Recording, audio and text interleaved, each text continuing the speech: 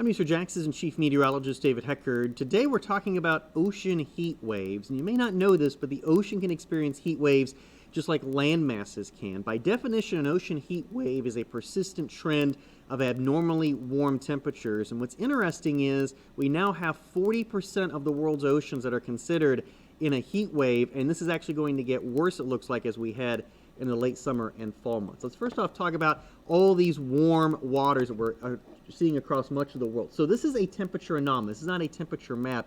And the areas in gold you see here, these are areas where the temperatures are above average. Now, some of them are just day-to-day averages, but others are showing a persistent trend line. And one of the biggest ones is in the tropical Pacific, and this area is known as El Nino. And we've talked a lot about El Nino here and how it impacts the global conditions. So this would be considered an ocean heat wave. But it's not just in the Pacific. In fact, in the Atlantic, we're watching two heat waves, one off the Pacific or off the Canadian Maritimes and another large area here in the tropical Atlantic. But it's not just in the Atlantic. In the Indian Ocean, there's an area that's developing off the coast of Madagascar that's becoming a heat wave. In the Pacific, we have a very pronounced area basically across much of the entire coastline of Japan back into the open waters of the North Pacific. And all these areas are expected to hold, if not increase in coverage, over the next several months. So currently, according to the National Oceanic and Atmospheric Administration, and NOAA, 40% of the world's oceans are considered in an ocean heat wave.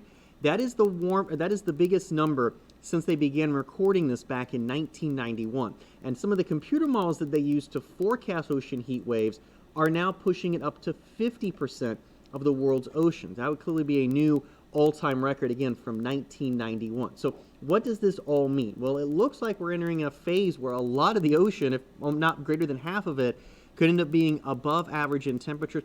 And that has some pretty profound implications for the globe, because when you stop and think about it, the majority of Earth's surface is based on water, not land. So we're going to be talking about likely some changes in the atmosphere.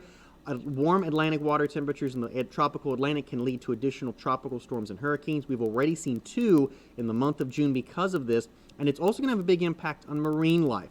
Warm water can lead to algae blooms, it can lead to migration changes amongst marine life, and unfortunately can lead to death, including large fish kills. So this is something that NOAA's going to be watching very carefully. It's considered experimental, so they're still doing a lot of research on it, but it does look like we're going to be talking about a lot of the world's oceans being considered in a heat wave heading over the next several months. I'm Assistant Chief Meteorologist David Heckard for Channel 4, the local station.